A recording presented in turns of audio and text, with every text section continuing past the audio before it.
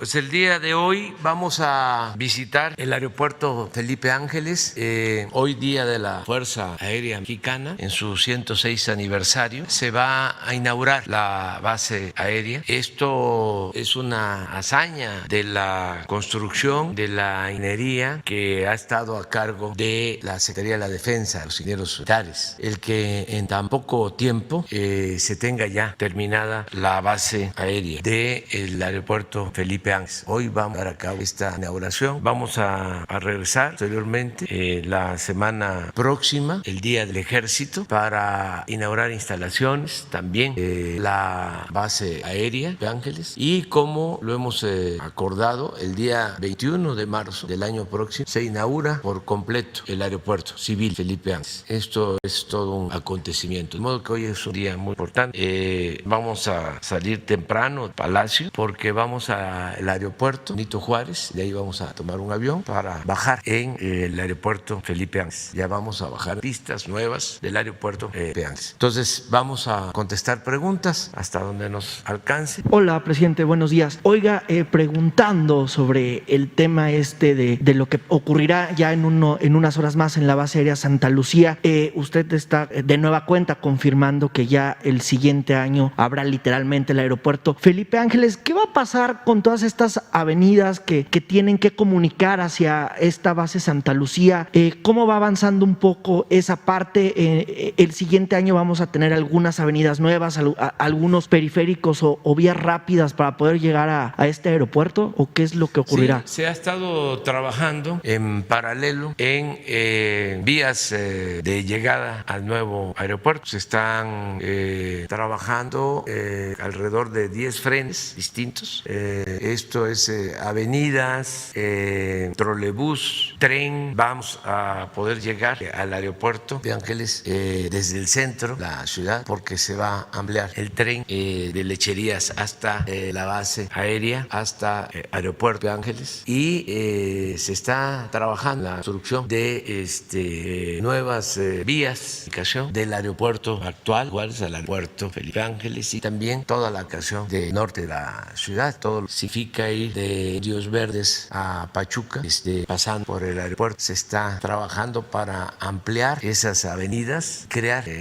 nuevos accesos al aeropuerto. ¿Y eso sí dará tiempo de hacerlo para el siguiente año? Sí, para marzo tenemos la comunicación básica. Se va a poder ir desde el centro hasta el aeropuerto, y ya se está avanzando para la construcción del tren. Se va a llegar en tren desde el centro de la ciudad hasta el aeropuerto. Presidente, y por ejemplo, ahí ya van a poder aterrizar hoy, tengo entendido, aviones comerciales. Sí, es un aeropuerto militar y civil. Es el aeropuerto más importante que se esté construyendo en el mundo, y es un fenómeno de la ingeniería civil, porque se está haciendo en un tiempo récord, y nos estamos ahorrando, de acuerdo al proyecto original de Texcoco, 230 mil millones de pesos. Fue una gran decisión la que tomamos, una sabia decisión. Ya conocen ustedes la historia. Durante el gobierno anterior se empezó con el proyecto de construir un nuevo aeropuerto en el lago de Texcoco, en el peor sitio, es la parte más baja del valle, está demostrado, donde hay constantemente hundimientos en esa zona. Entonces,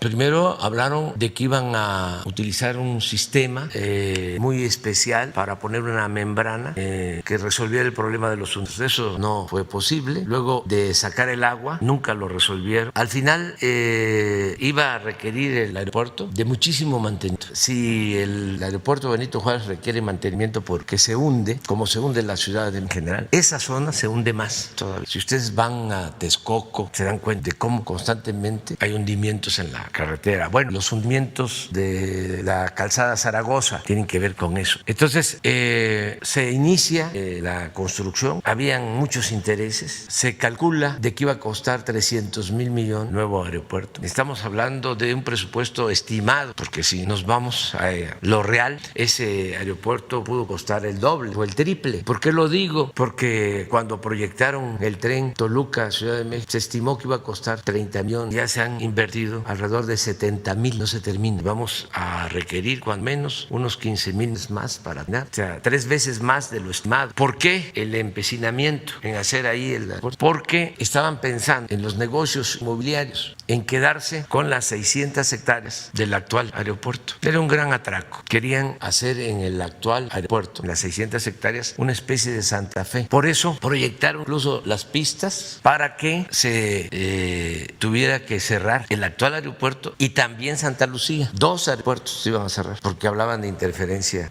aérea, interferencia en el espacio aéreo. Entonces, desde la campaña dijimos que ese proyecto no era conveniente y que además olía mal, no sonaba lógico, sonaba metálico.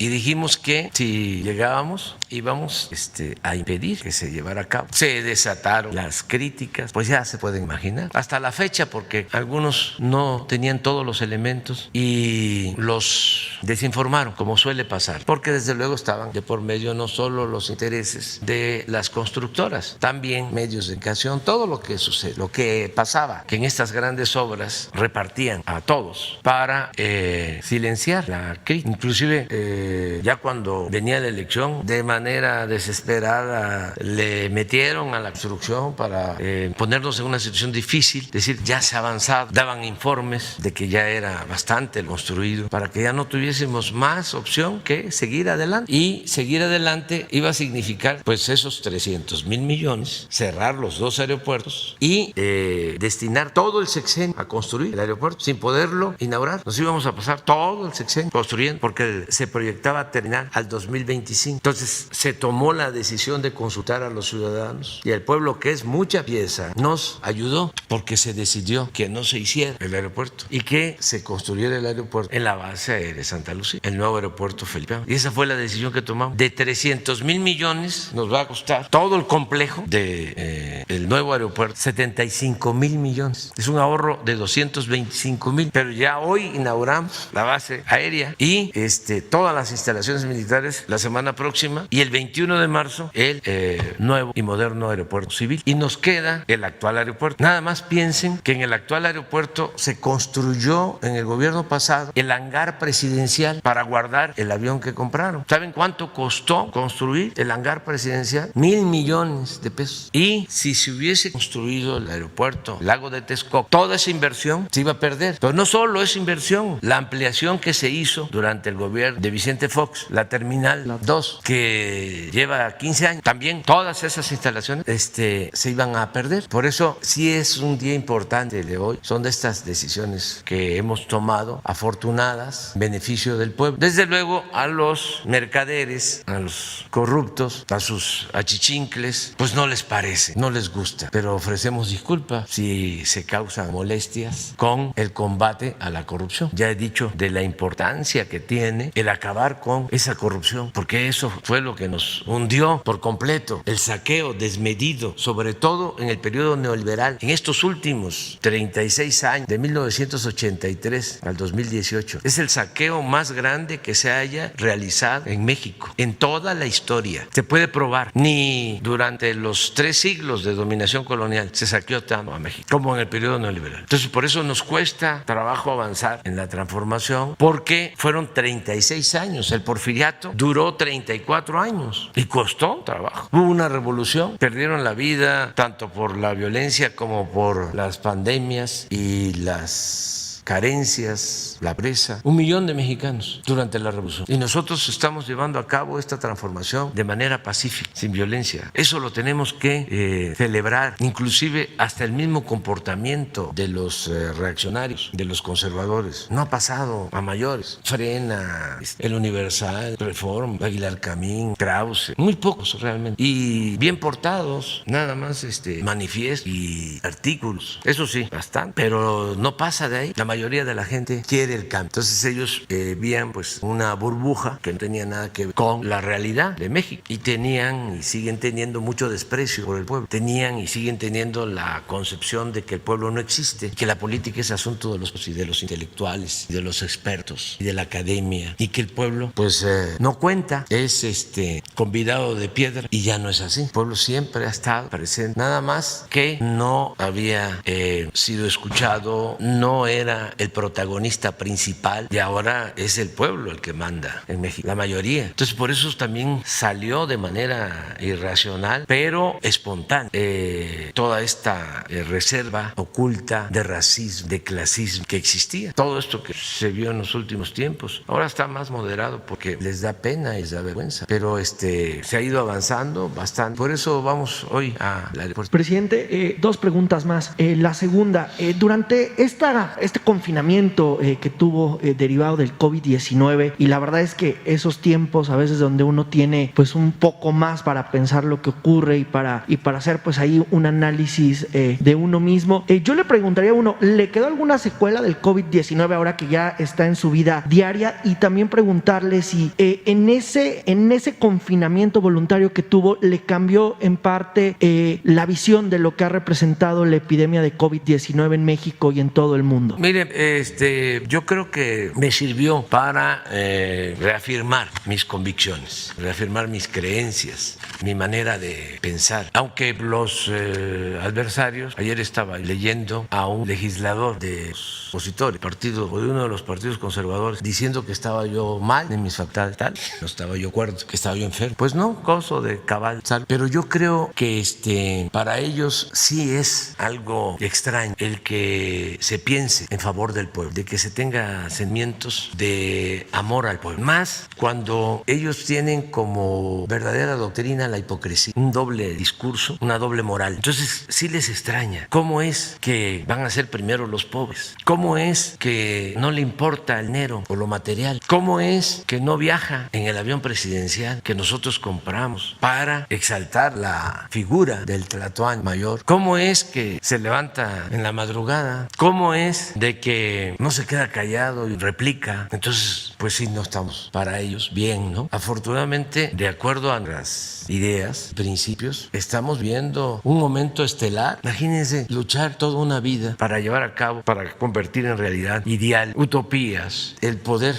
servir a los demás, el llevar a la práctica el amor al prójimo, el ayudar a la gente humilde, a la gente pobre, el tener la dicha enorme de practicar el humanismo. No hay nada mejor que eso. Ningún bien material, ni todo el oro del mundo se compara con la satisfacción que produce luchar por más. Entonces, ¿qué reflexión tengo después del COVID?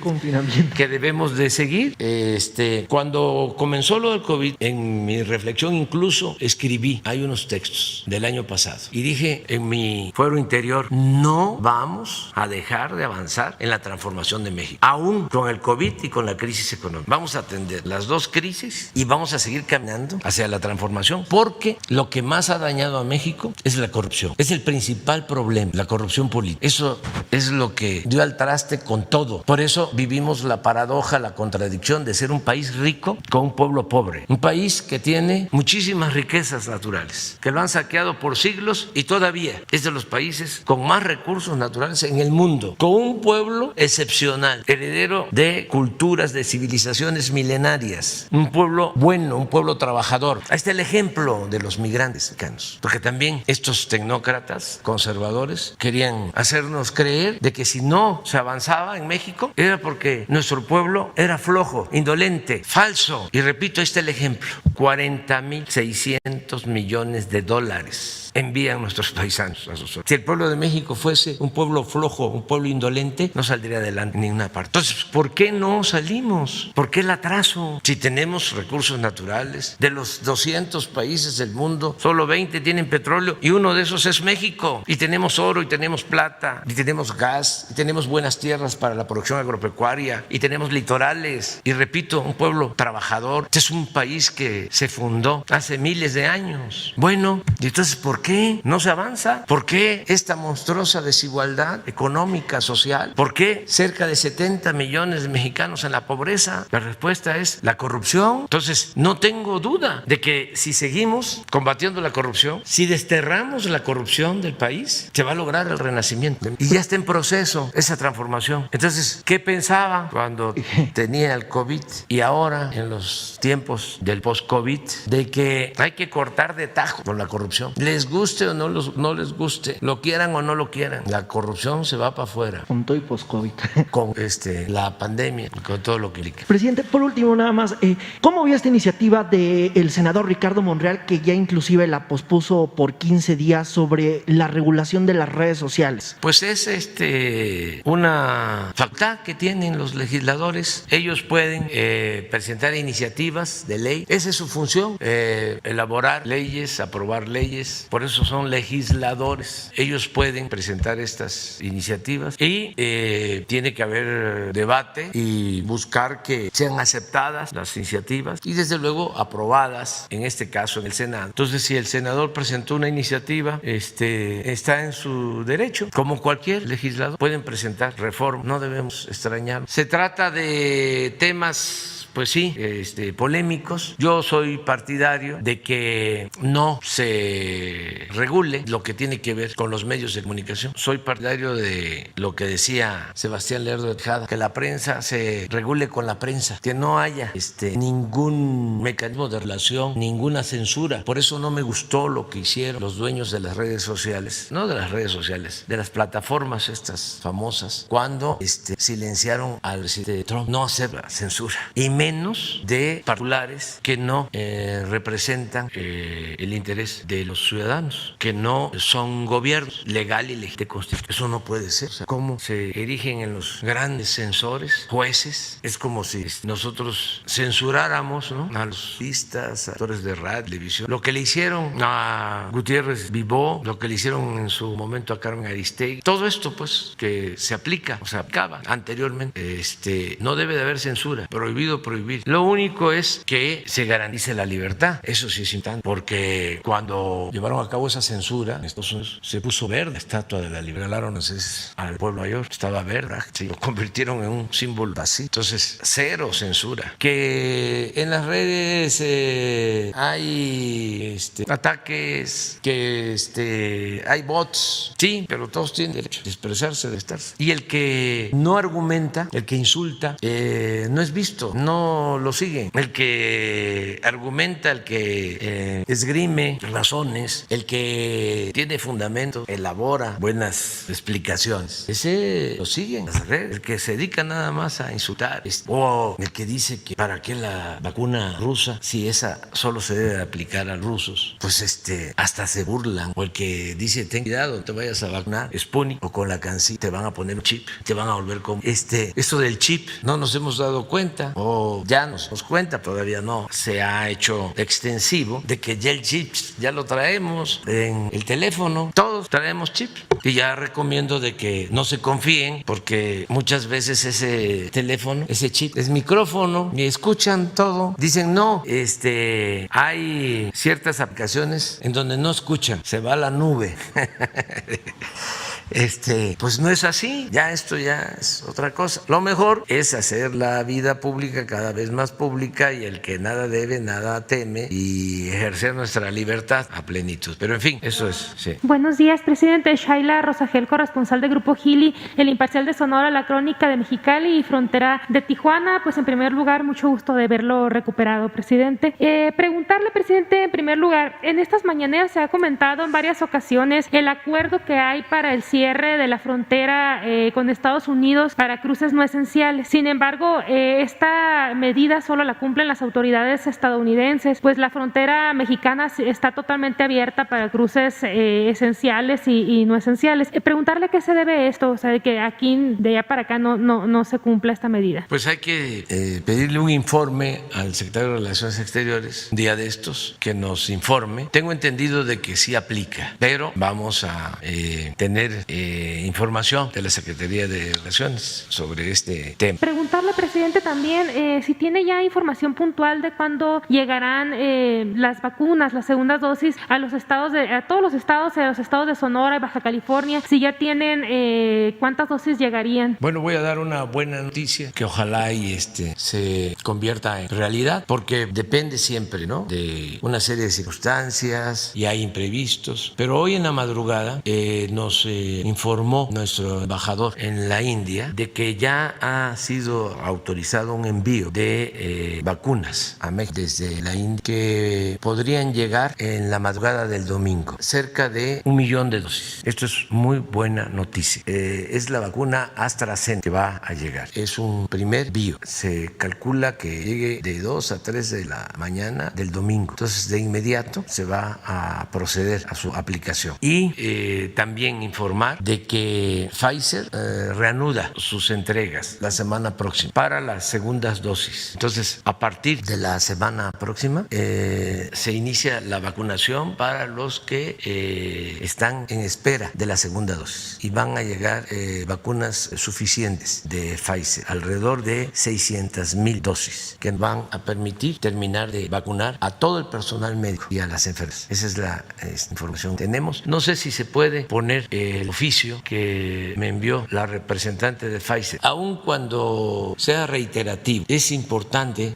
decirlo porque nuestros adversarios desinforman, hablando de que no se tienen los contratos con las farmacéuticas, mintiendo. Entonces, para que no haya duda. Bueno, el primer párrafo tiene que ver con deseo de que me recupere y le agradezco mucho a María Constanza, que es la presidenta y directora general de Pfizer en México. Y luego, en seguimiento a nuestra comunicación con el secretario de Salud de fecha 29 de enero, con base en el convenio de fabricación y suministro firmado entre la Secretaría de Salud y Pfizer Export BV por un total de 34.4 millones de dosis para 2021, 34.4 millones de dosis para el 2021. Por este medio le confirmo que la semana del 15 de febrero, que es la próxima, se realizará el envío de las 491,400 dosis. Con estas dosis prácticamente nos faltarían 100,000 para terminar de vacunar en segunda dosis a los que ya fueron vacunados, que nos faltarían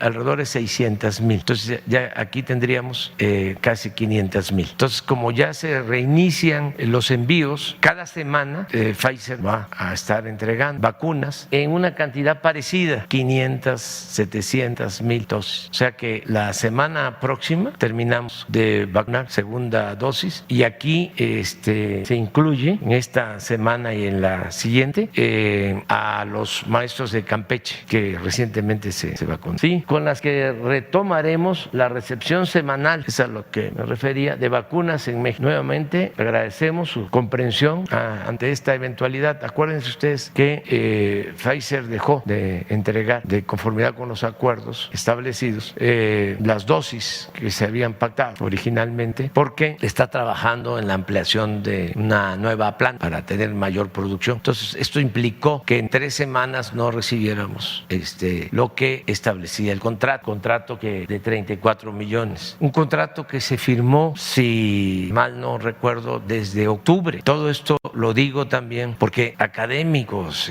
con nivel de doctorado insinuando o afirmando de que no tenemos contrato, de que no vamos a tener las vacunas, todo de mala fe, porque no creo que ellos no tengan posibilidad de informarse. Lo hemos hecho aquí, nada más que les entra por un oído y les sale por el otro. Entonces, esto es para contestar. La próxima semana y la que sigue sería para las segundas dosis. Este millón de dosis que llegan de ya es para los adultos mayores. Adultos mayores, sí, y queremos combinar ya adultos mayores con maestros. O sea, ya los adultos mayores, ¿cuándo empezarían a vacunarse ya, presidente? Empiezan con este envío de llegar el domingo en la madrugada, como lo informó el embajador. A ver si no tienes la nota que nos transmitió Marcelo Ebrard.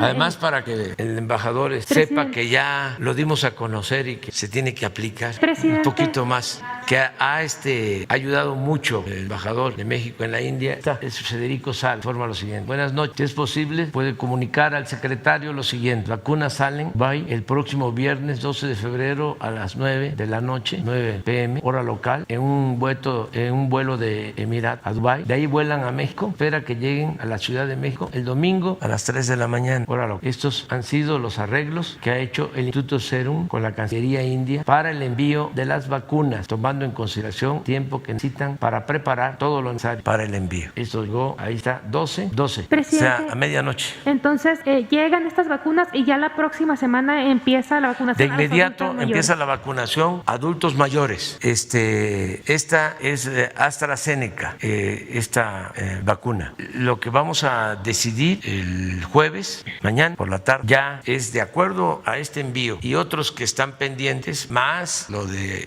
la segunda dosis, lo que va a seguir entregando Pfizer, cómo se va a distribuir en el país. Pero sí, como población preferente, son adultos mayores y maestros, porque necesitamos proteger a los maestros y regresar a clases presenciales. Presidente, ya por último, una tercera pregunta. En el tiempo que en las semanas pasadas pues ocurrió un hecho lamentable en Chiapas con una joven médico, Mariana Sánchez Dávalos, que fue asesinada. Se trata de un feminicidio. Entonces, preguntarle, bueno, esa señorita realizaba su servicio social en una comunidad de Chiapas y hizo denuncias de una agresión sexual y también pidió cambio. Y está usted enterado, me imagino, de este caso. ¿Qué opina sobre este caso, presidente? Muy lamentable y mi pésame sentido a sus familiares. Es algo muy triste y ya se está actuando. Ya han habido destituciones, ya se tiene identificado a presuntos responsables, están abiertas las investigaciones y no hay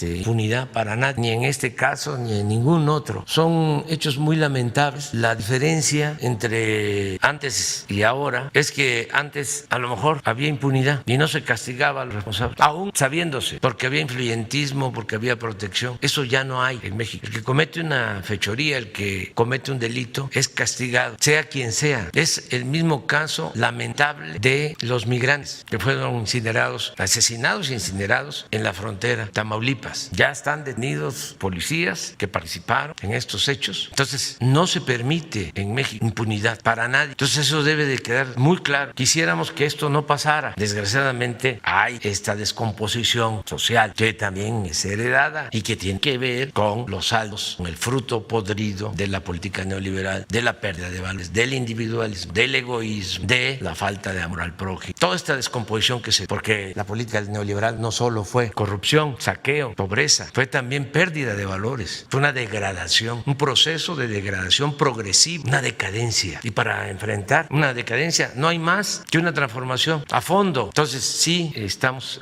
atendiendo este lamentable hecho y se les va a estar informando constantemente. Muy bien, me tengo que ir porque si no, salimos a... ¿Ya? No me va a dar tiempo ni... bueno, ya vamos a desayunar, creo, pero me tengo que tomar mi café porque... Mañana, ¿les parece? Mañana no hay exposición, puras preguntas. Pero, ¿por qué no? Es sobre la eficacia de la vacuna de AstraZeneca. ¿Por qué no en la tarde nos responden los especialistas? ¿Te parece? Bueno, muy bien. Y mañana nos vemos.